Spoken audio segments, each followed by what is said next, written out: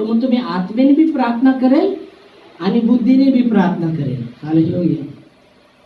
करंत्योमध्ये तो म्हणत आहे. करंत्यो आपण पाहूया. 1 करंत्यो त्याचं 14वा अध्याय आणि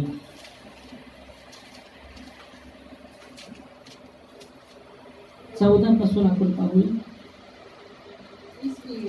इसलिए यदि मैं अन्य भाषा में प्रार्थना करूं तो मेरी आत्मा प्रार्थना करती है. तो म्हणतो मी जेव्हा इसलिए जब मैं अन्य भाषा में प्रार्थना करता हूँ तो मेरी आत्मा प्रार्थना करती है. ओके. जेव्हा मी अन्य भाषामध्ये प्रार्थना करतो तर माझा आत्मा प्रार्थना करतो. जब मैं अन्य भाषा में प्रार्थना करता हूँ तो मेरी आत्मा प्रार्थना कर रही. फिर आगे परंतु मेरी बुद्धि काम नहीं देती. हाँ, तब बुद्धि काम नहीं करेगी. आत्मेमध्ये जेव्हा प्रार्थना आम्ही करतो अन्य भाषामध्ये, यहाँ कहा गया कि जब मैं अन्य भाषा में प्रार्थना करता हूँ तो मेरी आत्मा प्रार्थना करती, बुद्धि नहीं समझ सकती. भरपूरदा असे भरपूर व्हिडिओ आपण बघतो.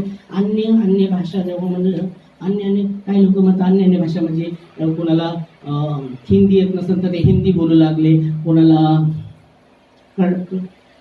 कन्नडी येत नसेल तर कन्नडी बोलू लागले. जेव्हा पेटिकोस्टचा दिवस आला म्हणतात जेव्हा आल्या एक वर बसल्या आणि ते अन्य भाषामध्ये बोलायला लागले. असे काही लोक म्हणतात की मग ते अन्य भाषा म्हणजे काय, हिंदी, ज्याला हिंदी येत नव्हतं हिंदी बोलायला लागले, ज्याला हे येत नव्हतं ते बोलायला लागले, कन्नडी नव्हते ते कन्नडी बोलायला लागले. त्याचा अन्य भाषामध्ये असं उल्लेख ते करतात. पण इथं देवाचं वचन पौलुस सांगत आहे. पौलुस यहाँ कह रहा है जब मैं अन्य भाषा में प्रार्थना करता हूँ तो मेरी आत्मा प्रार्थना करती, बुद्धि नहीं समझती क्या कर रहा हूं मैं. अगर वो अन्य भाषा हो सकती थी, अन्य भाषा हो सकती थी, हिंदी नाही, हिंदी येत नाही पण हिंदीमध्ये प्रार्थना करत समज शकतो हिंदीमध्ये. तर अन्य भाषा जब अन्य भाषा इथं वचन तिथं सांगितलं अन्य भाषा उतरे, अन्य भाषा में वो बात करने लगे अन्य भाषा में. पर इथं आम्ही पाहतो जेव्हा तो म्हणत आहे यहाँ वो कह रहे जब मैं आत्मा में अन्य भाषा में जब प्रार्थना करता हूँ तो मैं आत्मा में प्रार्थना करता हूँ, बुद्धि समझ नहीं सकती. फिर आगे क्या करना चाहिए? ऐसा क्या करना चाहिए? मैं आत्मा से भी प्रार्थना करूंगा. ओ तो मैं आत्मा से भी प्रार्थना करूंगा. और बुद्धि से भी प्रार्थना. हाँ, दोनों, आत्मा से भी प्रार्थना करूंगा और बुद्धि से भी प्रार्थना करूंगा. आमीन, हालेलुया. फिर आगे मैं आत्मा से गाऊंगा, आत्मा से भी गाऊंगा और बुद्धि से भी गाऊंगा. बुद्धि से भी गाऊंगा. हालेलुया. आत्मा नहीं, क्या कहते हैं, आत्मा से भी गाऊंगा और बुद्धि से भी गाऊंगा. Praise Lord. आत्मा और सच्चाई से उसकी आराधना हमें करनी है. आमीन, हालेलुया. बाइबल कहती है आराधना के विषय में, आराधना हम कैसे प्रभु को देते हैं और प्रभु चाहता है कि हम आत्मा और सच्चाई से उसे वो आराधना दे. आत्मा और सच्चाई से, आत्मा और सच्चाई से. और क्या कहते हमने देखा, परमेश्वर के प्रति अटूट विश्वास और सच्ची श्रद्धा. परमेश्वर के प्रति अटूट विश्वास और सच्ची श्रद्धा. वो कैसा प्रार्थना में जो आराधना में कैसा रहेगा वो व्यक्ति, बहुत किधर क्या हो रहा है उसकी ओर ध्यान नहीं रहेगा. उसका किधर ध्यान रहेगा आराधना में, किधर ध्यान रहेगा आराधना में, किधर उसकी ओर ध्यान रहेगा, उसकी ओर ध्यान रहेगा. जब वो आराधना कर रहा है परमेश्वर के प्रति अटूट विश्वास और सच्ची श्रद्धा है उसकी, तो उसका ध्यान किधर रहेगा, इधर उधर नहीं रहेगा. उसका ध्यान प्रभु की ओर. क्योंकि बाइबल कहती है तुम ऐसे मगन और आनंदित होते हो, परमेश्वर को बिना देखे तुम ऐसे मगन और आनंदित होते हो जो बयान से बाहर है. हालेलुया. और प्रेम भी करते हो. आमीन. बहुत बार हम आराधना करते हुए कुछ इधर गिरा उधर, ध्यान किधर है, ध्यान हमारा किधर है. गिलास बच गया. उधर गिर गया, गिलास बच गया तो अपन क्या करते हैं? किधर गिर गया? हमारा ध्यान ही नहीं है। तो कैसे होगी वो सच्ची आराधना? आत्मा और सच्चाई से आराधना कैसे होगी? वो देख रहा है, राजाओं का राजा देख रहा है, तो राजाओं का राजा देख रहा है, हम कैसे उसको आराधना देते हैं? आमेन। उसको अच्छी आराधना, सच्ची आराधना देना है, आत्मा और सच्चाई से आराधना करते। कभी कभी जब फोन बजता है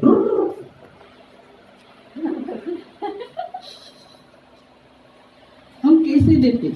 अगर आप मंत्री को मिलने जाएंगे तो आपका फोन कैसा होगा? उधर चालू रखेंगे? हाँ? अगर कुछ कुछ कंपनी में जाको देखो काम को जब जाते पहला मोबाइल लेके रखते हैं वो लोग, मालूम है क्या? कंपनी में कुछ कंपनी में पहला मोबाइल जब्त करते, जब तक उनका काम होने के बाद छोड़ने समय देते हैं। आपके पास मोबाइल नहीं रहेगा उस समय। इसका मतलब मंदिर में जब आते तो मोबाइल लेके आप मत आओ, ऐसा नहीं बोल रहे ना। तो अपने को कुछ बातें इसको भी जरूरी देखना कि हम कैसे प्रभु को दे रहे हैं। हालेलुया। कैसे देख रहे हैं? 2 हफ्ते के पहले हमने देखा था ऑफरिंग में 20 का नोट फटा हुआ, उसका पूरा निकल गया था। कैसे देख? कुछ ही आपको ऑफरिंग का, पर उसमें भी 20 का नोट फटा हुआ था, पूरा उसको पट्टी लगाया। बाइबल कहती है उत्पत्ति 28वां अध्याय और उसका 22 वचन में याकूब कहता है, प्रभु वो क्या करता है? एक पत्थर को खंबा करता है और प्रभु जो कुछ तू मुझे देगा उसका 10वां मैं अवश्य तुझे दिया करूंगा। तो आराधना में ये भी आया, नहीं तो बोलेंगे पास्टर अभी पैसा मांग रहे। नहीं, आराधना के विषय में बात कर रहा हूँ मैं। आराधना के विषय में यहाँ आप देख सकते हैं, तो पढ़ सकते हैं वचन। और ये पत्थर जिसका मैंने खंबा खड़ा किया, ये परमेश्वर का क्या होगा? खंबा खड़ा किया, ये क्या होगा? परमेश्वर का भवन होगा, भवन ठहरेगा। जो कुछ तू मुझे दे, जो कुछ तू मुझे देगा उसका 10वां मैं अवश्य ही तुझे दिया। जो कुछ तू मुझे देगा उसका 10वां अवश्य तुझे दिया। एक वाचा बांध रहा है वो परमेश्वर के साथ। याकूब वाचा बांधत आहे देवा संगती। त्याने काय केलं? तिथं ते जो दगड होता त्याने उभा केला आणि म्हटलं, प्रभू हे प्रभू तुझं मंदिर असे ठरल आणि जे काही तू मला देईल त्याचा 10वां मी तुला देईल। आमेन। हालेलुया। Praise Lord. जे भी काही तू देशील त्याचा 10वां मी तुला अवश्य देईल। मतलब देने के विषय में भी जब आता है, कैसे हम प्रभु को आराधना देते हैं। क्योंकि बाइबल स्पष्ट कहती है, मूसा जब इजराइल लोगों को लेके निकल रहा था, मिस्र से निकला था, फारो ने एक समझौता, चौथा समझौता किया था। मालूम है? 4 समझौता किया था। चौथा में क्या था? सिर्फ खाली हाथ जाओ, सब जाओ, आराधना करने को जाओ, आराधना करने को जाओ, भेड़ बकरी को मत लेके जाओ। आराधना करने को जा रहे थे। जिस पहाड़ पर परमेश्वर ने बोला तो वहां आराधना करनी है। तो वो बोले ठीक है, पहले तो समझौता 3 समझौता में हम जानते क्या क्या हो, इधर ही करना आराधना, मेरे नजर से दूर नहीं जाना, फिर आदमी जाओ, बाकी लोग रहने दो। फिर बाद में आप देख सकते हैं, तो फिर बाद में बोले सब जाओ पर भेड़ बकरी को मत लेके जाओ। फारो बोल रहे भेड़ बकरी को मत लेके जाओ, आराधना करने जाओ तुम, भेड़ बकरी को। तो वो चाहता था कि जब आराधना करने को जाते, जब परमेश्वर को क्या चढ़ाएंगे? भेड़ बकरी नहीं लेके जाएंगे तो क्या चढ़ाएंगे? कुछ नहीं चढ़ाएंगे। मूसा बोलते नहीं, इनको भी लेके जाना है, भेड़ बकरी को भी लेके जाना है। हालेलुया। Praise Lord. तो यहाँ आप देख सकते हैं, जो आराधना के विषय में जब हम देखते यहाँ याकूब प्रभु के साथ वाचा बांधता है। प्रभु तो कहता है, वो पत्थर को खड़ा करता है, ये परमेश्वर का भवन ठहरेगा और जो कुछ तू मुझे देगा आवश्यक है, आवश्यक। क्या फिर से पढ़िए मुझे। और ये पत्थर जिसका मैंने खंबा खड़ा किया था, परमेश्वर का भवन ठहरेगा। ये परमेश्वर का भवन ठहरेगा। जो कुछ तू मुझे दे, जो कुछ तू मुझे देगा, उसका दशमांश। जो कुछ तू मुझे देगा, उसको मालूम था प्रभु जो कुछ मुझे देने वाला है, देने वाला है। तो जो कुछ तू मुझे देगा उसका क्या दूंगा? उसका दशमांश। मतलब जो भी तू देगा उसका दशमांश मैं तुझे देता रहूंगा, देता रहूंगा। ऐसा नाही बोला, अवश्य अवश्य। त्याच्यामध्ये मराठीमध्ये काय मराठी? आणि हा जो धोंडा मी स्मारक स्तंभ म्हणून उभा केला आहे हा त्याचे देवाचे घर होईल। हा आणि जे अवघे तू मला देशील, जे अवघे तू मला देशील त्याचा दशमांश मी तुला अवश्य अर्पण करीन। अवश्य, त्याच्यामध्ये विसरणार नाही। अवश्य म्हणजे त्याच्यात विसर होणार नाही माझ्यातून, है ना? उसमें जरूर जरूर अवश्य मी देईन। आमेन, हालेलुया। आणि मग आम्ही देवाला जे देत आहे, खरी आराधना आम्हाला द्यायचं आहे, घासघूस द्यायचं नाही। आमचं मन प्रभूकडे लावायचं आहे। Hallelujah, praise Lord. तुम्ही ते पेरत आहात, देवाला राज्यात पेरत आहात, तसंच फळ येणार आहे। जसं आपण पेरणार आहे तसं फळ येणार आहे।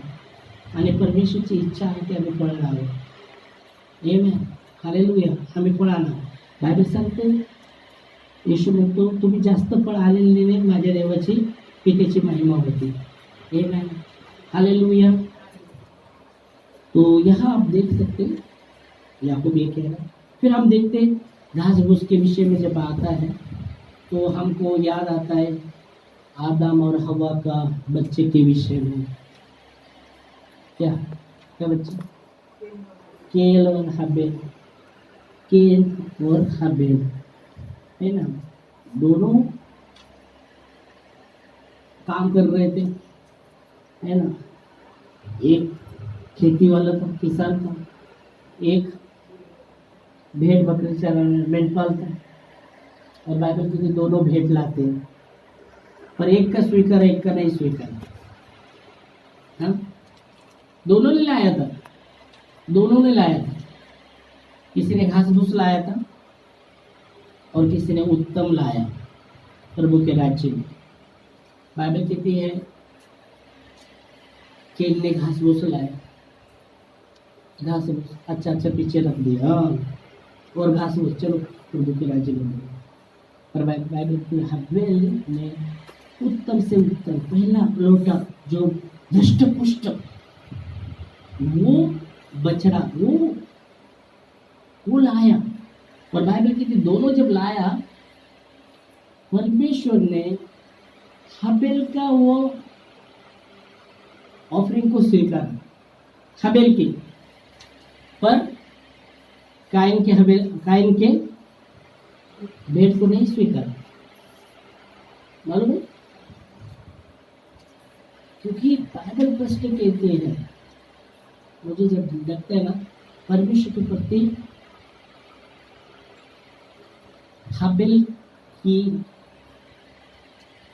हाबेल का अटूट विश्वास होगा और सच्ची आराधना, सच्चा अटूट विश्वास और पूरी रीति से परमेश्वर के प्रति सच्ची श्रद्धा होगी, इसलिए वो ला पाया, है ना? एक लोग का दष्ट पुष्ट बाइबल कहती है।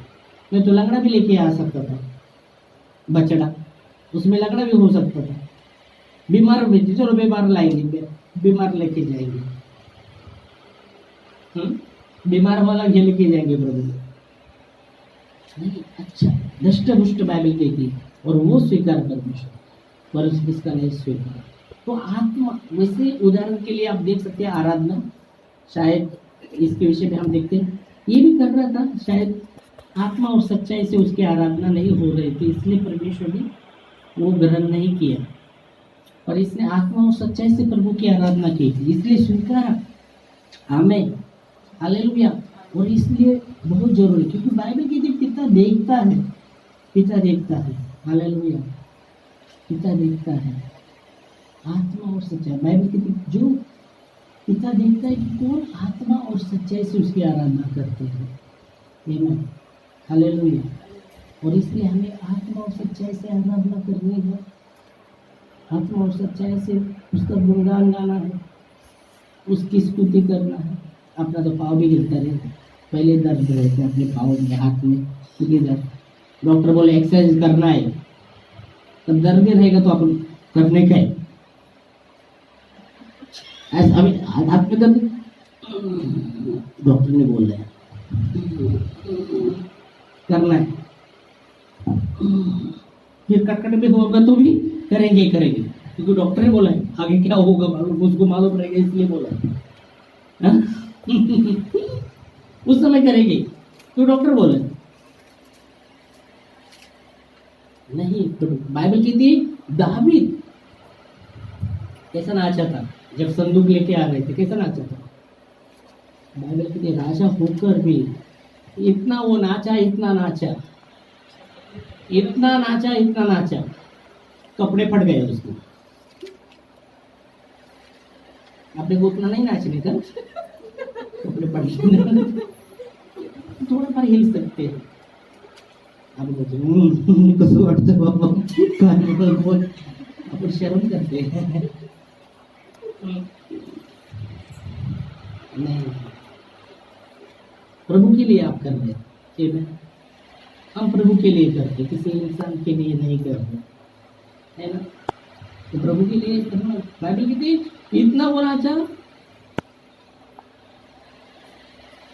एक जब वो नाच रहा था, मिकल बोल के लड़की को देखकर वो देख रहे, अरे ये राजा है और इतना इतना एकदम ये होकर नाच रहा है, दासों के संग इतना नाच रहा है वो राजा, उसको शोभा देखता है क्या, और हंस रही है उस पर हंस रही थी। तो बाइबल क्या क्या कहता है, क्या हुआ उसको, हाँ क्या, हाँ मिली, तिला अपत्य झालं नाही यार, उसको क्या नहीं हुआ, बच्चा नहीं हुआ। शौलाची कन्या मिखल हिला मरेपर्यंत काही अपत्य झालं नाही। हाँ पढ़ो, ऊपर भी पढ़ो ना, जब दावीद के विषय में जब बात किया कर रहे है क्या लिखा है। इतना वो नाचा ना, फिर तो दावीद जब नाच रहा था, इतना नाचा पूरा, क्या नाम लिखा है उसका, मिखल आहे ह्याच्यात, मिक्कल, हाँ बराबर मिक्कल, शौलाची कन्या मिखल। शौलची कन्या, हाँ ओके। तो इतना वो नाचा, इतना नाचा ना, वो हंस रही है क्या? कौन सा एक राजा में लिखा ना, एक 2 शंभर 2 शब्द, ओके। अध्याय 6वां अध्याय लिखा, पढ़ो।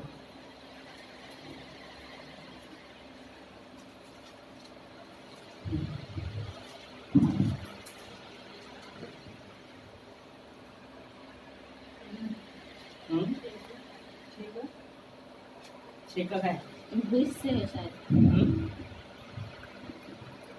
जेव्हा ती मिखल म्हणते तेव्हाच आहे ना। तब दावीद अपने घराने को आशीर्वाद देने के लिए लौटा और शाऊल की बेटी मिकल दाऊद से मिलने को निकली और कहने लगी पढ़ाई काय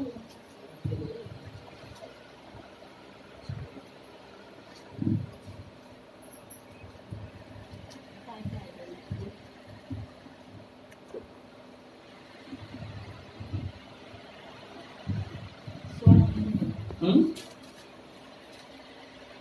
कौन से सुनो,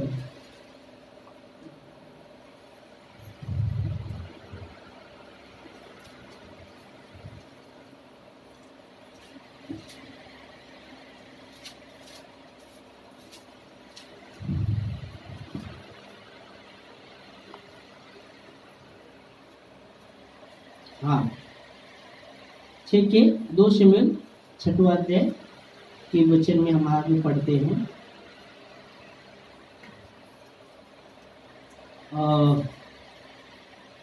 21 20 से पढ़िए, आगे पढ़िए 20 से। तब दाऊद अपने घराने को आशीष देने के लिए लौटा और शाऊल की बेटी मिकल दावीद से मिलने को निकली और कहने लगी, आज इज़राइल का राजा जब अपने शरीर अपने कर्मचारी की दासियों के सामने ऐसा उगड़े हुए था जैसा कोई निकम्मा अपना तन उगड़े रहता है, तब क्या ही प्रतापी देख पड़ता था। दावीद ने मीका से कहा, यह हुआ जिसने तेरे पिता और उसके समस्त घराने के बदले मुझ को चुनकर अपनी प्रजा इज़राइल पर प्रधान होने की ठहर दिया है, उसके सम्मुख में ऐसे नाचा और मैं यहोवा के सम्मुख इससे प्रकार नाचा करूँगा और मैं उससे भी अधिक तुच्छ बनूंगा और अपनी दृष्टि में नीच ठहरूंगा और जिन दासियों की तू ने चर्चा की है वे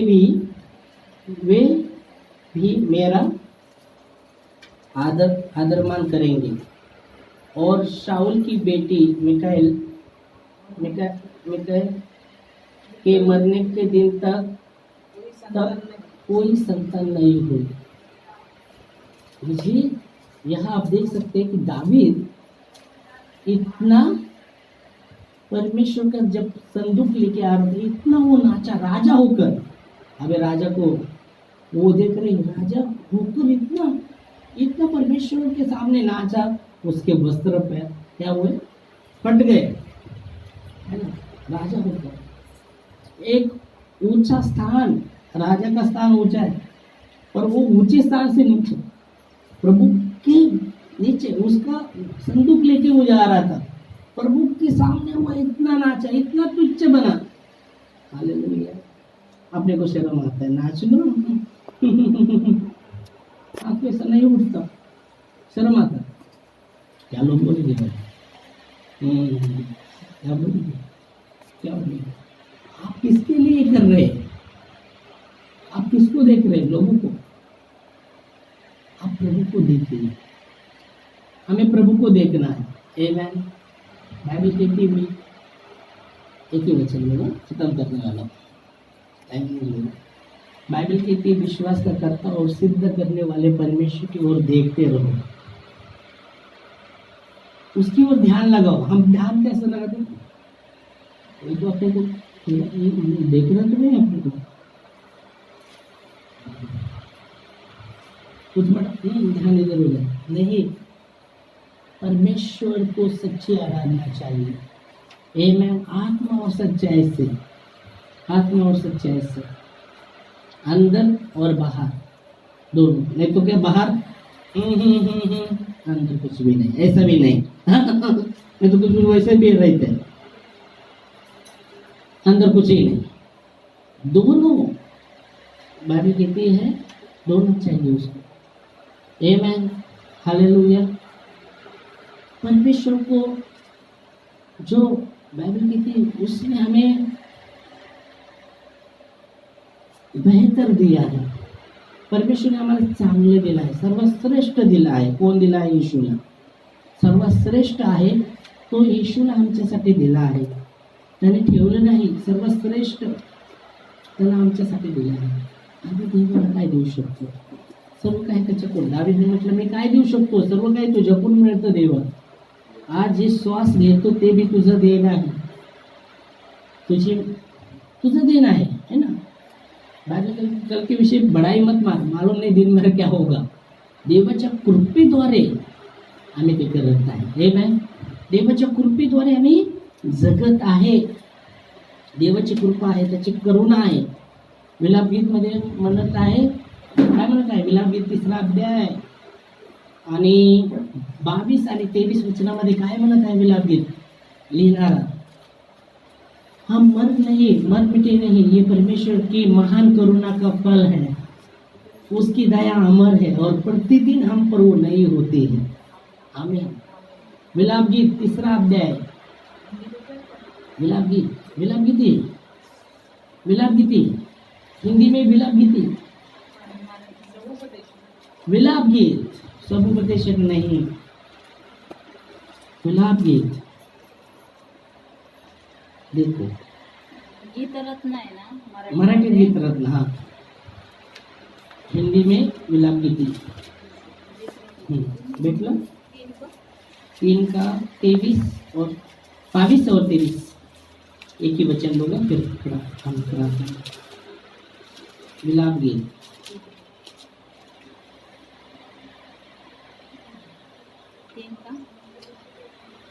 3 का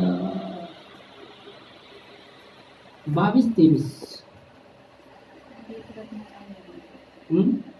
श्रेष्ठ गीत तरफ को है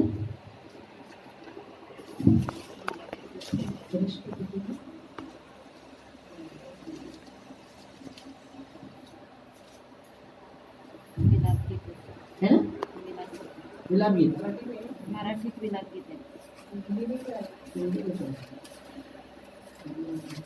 उधर देखो क्या है, किसके बाद आता है बताओ उसमें, किसके बाद विलाप गीत यिर्मयानंतरून येत आहे. यिर्मयाह के बाद, यिर्मयाह के बाद विलाप गीत अच्छे ना, विलाप गीत त्यांचं बरं. हम मिट नहीं गए, ये यहोवा की महाकरुणा का फल है, क्योंकि उसकी दया अमर है, प्रति भोर वो नई होती रहती है, तेरी सच्चाई महान है। आमीन। ये जो सांस ले रहे परमेश्वर का देन है। यह वचन कहता है कि हम मिट नहीं गए, ये यहोवा की महाकरुणा का फल है। पहली बात हमें जानना है, हम मिट नहीं गए।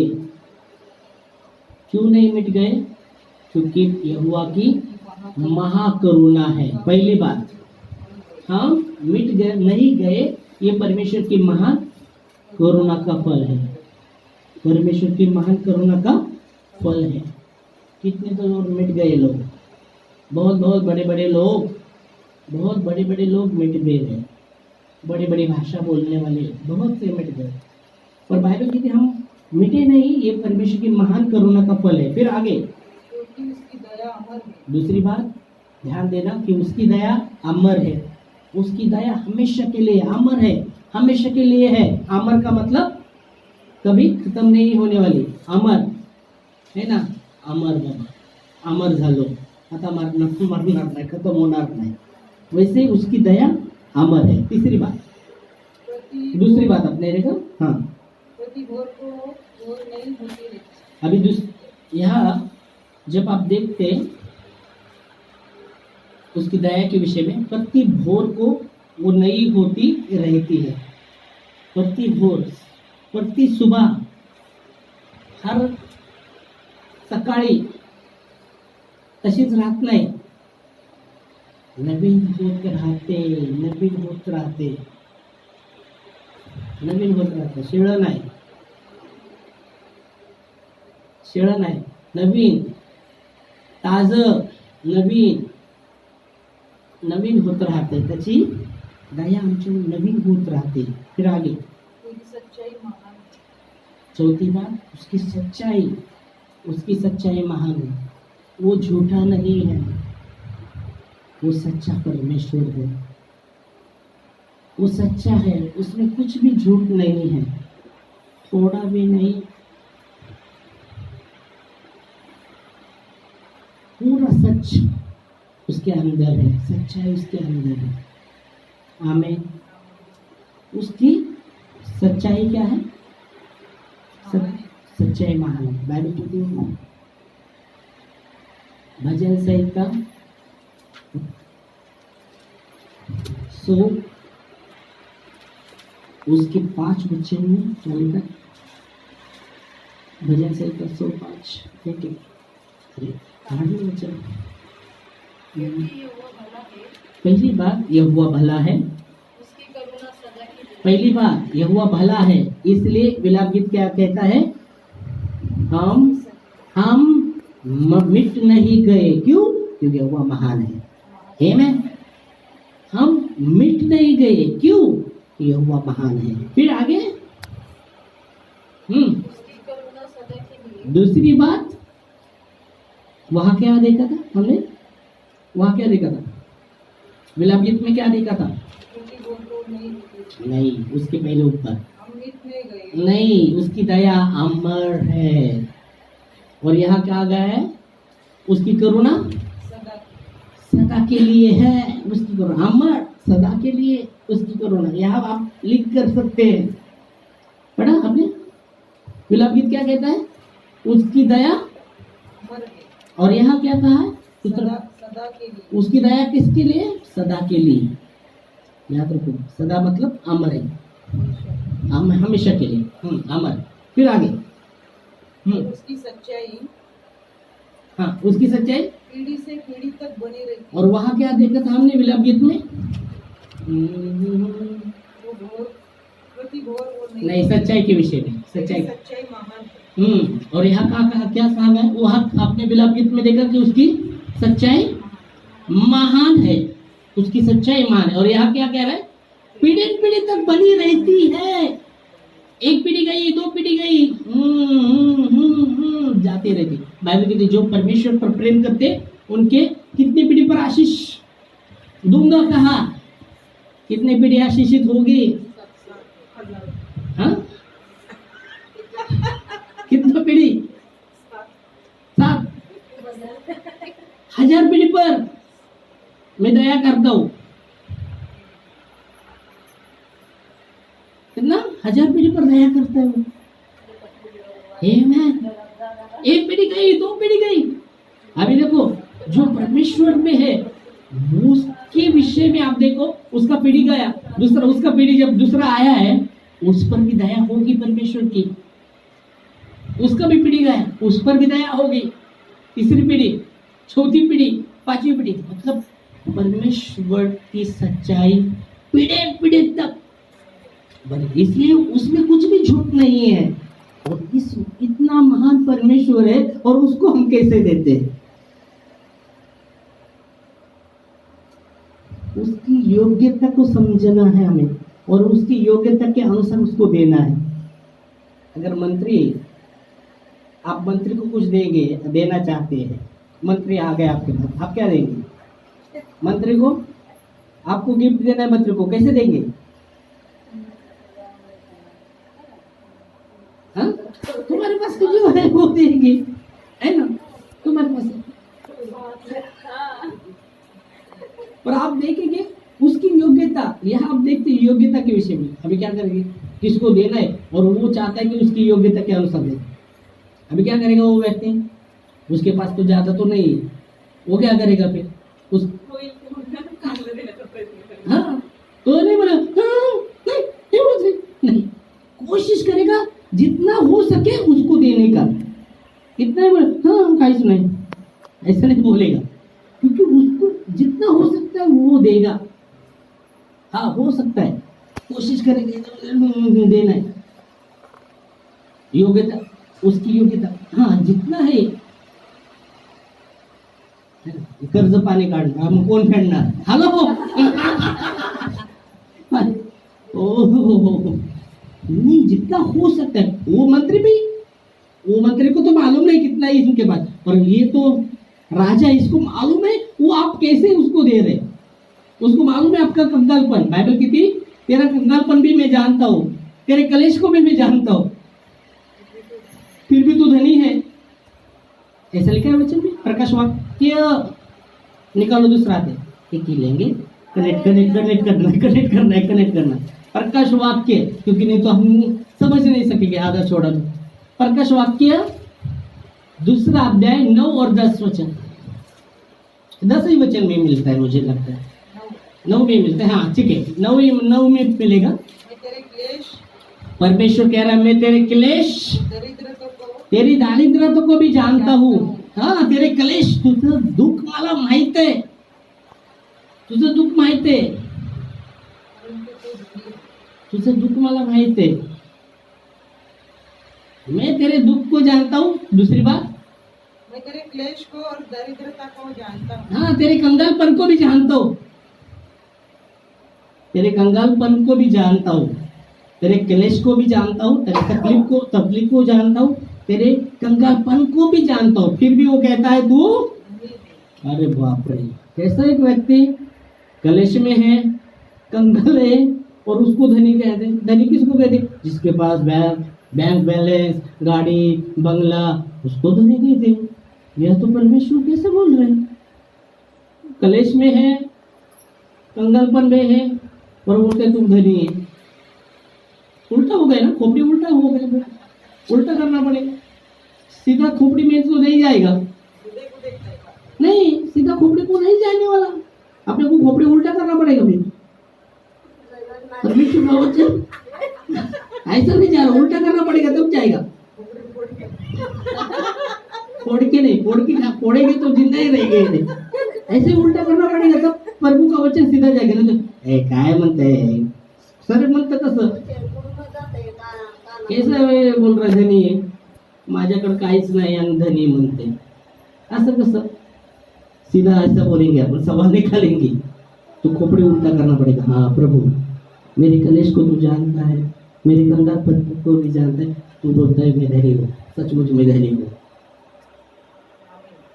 और मैं खुश रहूंगा।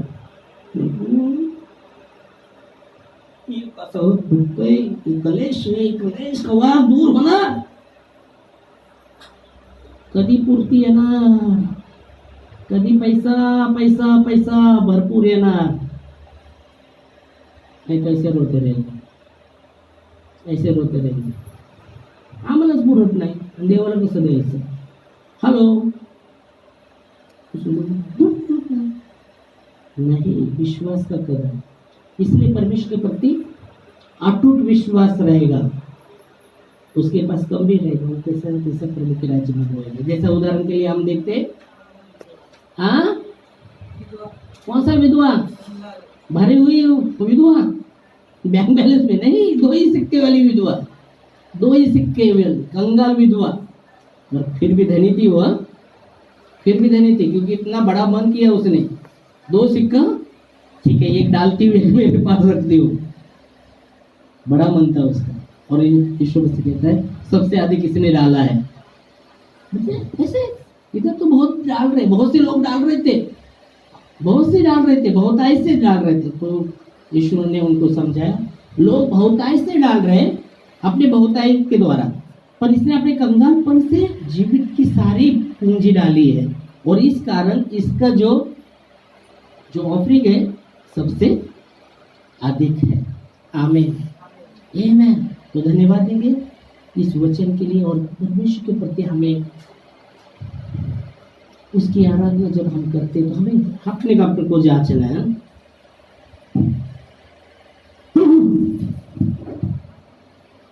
क्या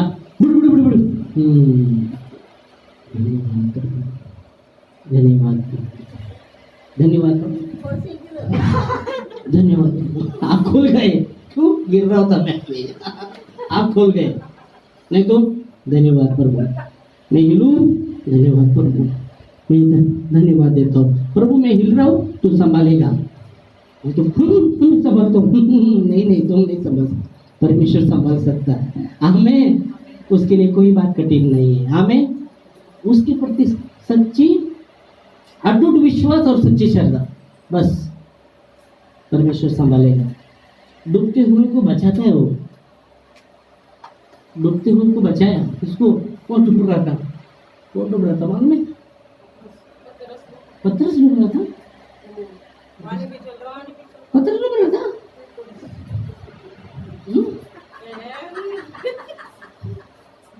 वो तो पानी पर चल रहा था, कैसे डूबा? किस पर? पानी पर चल रहा था, अरे बाप रे, है ना, तो डूबने लगा। हाँ, पर उसको भी बचाया परमेश्वर ने, डूब रहा था फिर भी प्रभु बचा, फिर भी उसका ध्यान उसके ओर गया, डूबते समय भी उसको बचा। आमीन। किसी को तो डूबने ही नहीं दिया, किसको डूबने नहीं दिया? अभी देखो, किसको डूबने नहीं दिया? पत्थरों को किसको डूबने नहीं दिया? नोहा, उसको तारू बना, ये करने वाला तारू बना, उसको डूबले नाही। नोहाला कुठं डुबून दिलं? जहाज बनवायला लावली त्याला, असंच करणार आहे मी, पाऊस, बारिश, तूफान, उसको डूबने भी नहीं दिया, उसके परिवार को भी डूबने नहीं दिया, और उसके साथ जो भी थे वो भी बच गए। क्या बात है, उसके साथ जो भी थे वो भी बच गए। दो आमीन। तो इस समय हम और फिर बाद में जब बाहर वो आता है सब ये करते तो क्या करता है वो, क्या करता है, प्रभु धन्यवाद तूने बचाया। बाइबल कहती है वो होम बलि चढ़ाता है, होम बलि चढ़ाता है। बचने के बाद वो प्रभु को होम बलि चढ़ाता है और फिर वो होम बलि जब प्रभु के पास जाते वो सुगंध को लेता है और परमेश्वर एक वाचा बांधता है। क्या वाचा था? क्या वाचा? नाश न करो। किसको नाश नहीं करूंगा? हाँ?